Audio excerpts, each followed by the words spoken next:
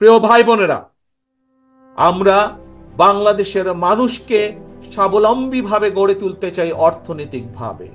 আমরা বাংলাদেশের মানুষের রাজনৈতিক অধিকারকে প্রতিষ্ঠিত করতে চাই এবং এটিই হচ্ছে আমাদের লক্ষ্য, এটিই হচ্ছে আমাদের উদ্দেশ্য।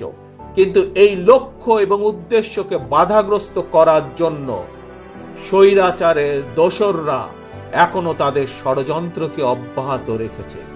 প্রিয় ভাই বোনেরা, আজ যেই শহীদদেরকে আমরা সম্মান দিয়েছি এখানে, সেই শহীদদের আত্মত্যাগকে যদি মূল্যায়ন করতে হয়, আজ যেই পঙ্গু ভাই বোনদের বা ক্ষতিগ্রস্ত আমাদের সহকর্মী ভাই বোনদেরকে যে আমরা যেই সম্মান দিয়েছি, তাদের সেই সম্মানকে যদি মূল্যায়ন করতে হয়, তাদের আত্মত্যাগকে যদি মূল্যায়ন করতে হয়, তাহলে আজ দল মত নির্বিশেষে আমাদের সকলকে ঐক্যবদ্ধ থাকতে হবে।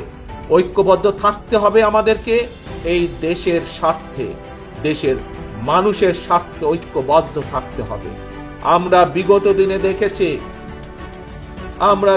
দিনে দেখেছি যে স্বৈরাচার সময় তারা ক্ষমতা ধরে রাখার জন্য তারা বিভিন্ন অপবাদ দিয়ে জাতিকে বিভক্ত করার চেষ্টা করেছিল। তারা বাংলাদেশ জাতীয়তাবাদী দল বিভক্তি চায় না।